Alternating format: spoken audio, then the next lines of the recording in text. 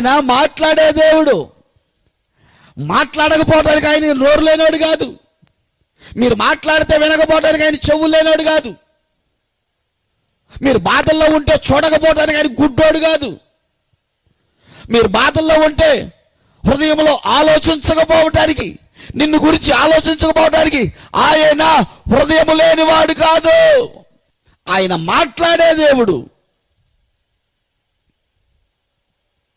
ఈ కొబ్బరి చెట్టు ఉంది, చెట్టా 2 కాయలు కింద పడాయి అంటే పడేసిద్ది అది?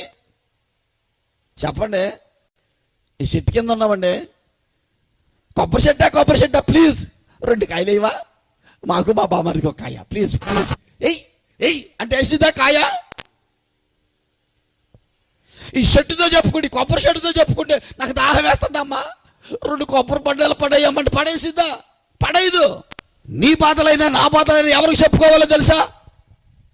దాహం వేస్తుంటే, కళ్ళు తిరుగుతుంటే, నీకు దాహం తీరకపోతే కొబ్బరి చెట్టుగా చెప్పుకునేది. కొబ్బరి చెట్టు ఎక్కగలిగినోడికి చెప్పాలి, స్తోత్రం కలుగును గాక.